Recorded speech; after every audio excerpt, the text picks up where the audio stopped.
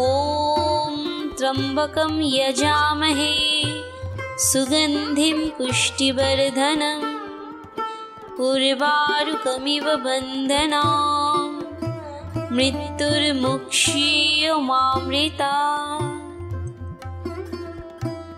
দ্বাদশ জ্যোতির্লিঙ্গের অন্যতম এই সোমনাথ।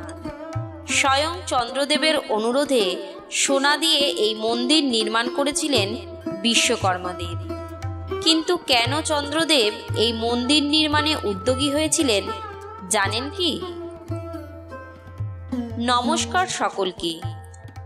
আজ দ্বাদশ জ্যোতির্লিঙ্গ সিরিজের দ্বিতীয় পর্বে প্রথম জ্যোতির্লিঙ্গ গুজরাটের শ্রী সোমনাথের সৃষ্টি কাহিনী নিয়ে আপনাদের সামনে হাজির হয়েছি পুরাণ দর্পণ চ্যানেলের সম্পূর্ণ নতুন একটি এপিসোডে।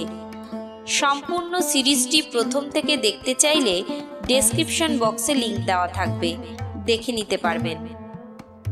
আমাদের এই প্রয়াসটি ভালো লেগে থাকলে নিচে থাকা লাইক বোতামটি প্রেস করে দেবেন, যাতে আরও বেশি লোকের কাছে এই কাহিনী ছড়িয়ে পড়তে পারে, এবং আমাদের চ্যানেলটি সাবস্ক্রাইব করে বেল নোটিফিকেশনটি অন করে দেবেন, যাতে আমরা যখনই কোনো ভিডিও দেব আপনারা তখনই তা জানতে পারবেন। রূপবান চন্দ্রদেব নিজের রূপ নিয়ে খুবই গর্বিত ছিলেন। প্রজাপতি দক্ষর ২৭টি কন্যাকে বিবাহ করেছিলেন চন্দ্রদেব। এই ২৭ জন কন্যা আসলে ছিলেন ২৭টি নক্ষত্র। ২৭ জনের মধ্যে রোহিণীর প্রতি বিশেষভাবে অনুরক্ত ছিলেন চন্দ্রদেব। বাকি স্ত্রীদের তিনি এক প্রকার অবহেলাই করতেন। তারা এই কথা তাদের পিতৃদেব দক্ষকে জানাতেই তিনি ক্রোধে উন্মত্ত হয়ে চন্দ্রকে অভিশাপ দিয়ে বসলেন যে চন্দ্রদেবের রূপ এবং সত্তা দুই ক্ষয়প্রাপ্ত হবে।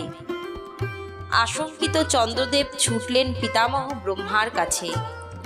তিনি তখন চন্দ্রদেবকে পরামর্শ দিলেন প্রভাস তীর্থে গিয়ে শিবের আরাধনা করতে এবং মহামৃত্যুঞ্জয় মন্ত্র জপ করতে। তাই করলেন চন্দ্রদেব। সন্তুষ্ট হলেন মহাদেব। চন্দ্রকে বরদান করলেন যে মাসের ১৫ দিন তার প্রভা এবং আকার ক্ষয়প্রাপ্ত হলেও বাকি ১৫ দিনে তা আবার পুনঃপ্রতিষ্ঠিত হবে। চন্দ্রদেবের এই অনুরোধে মহাদেব প্রভাস তীর্থে প্রতিষ্ঠিত হলেন। চন্দ্র অর্থাৎ সোমকে অভিশাপ থেকে মুক্তি দিয়েছিলেন বলে এই স্থানে মহাদেব শ্রী সোমনাথ নামে প্রতিষ্ঠিত হলেন। পরবর্তী পর্বে দ্বিতীয় জ্যোতির্লিঙ্গের মাহাত্ম্য বর্ণনা করব। আশা করি আপনাদের ভালো লাগবে। পুরাণ দর্পণ চ্যানেলের এই প্রয়াসটি ভালো লেগে থাকলে নিচে কমেন্ট বক্সে ওম নমঃ শিবায় লিখুন। ওম নমঃ শিবায়।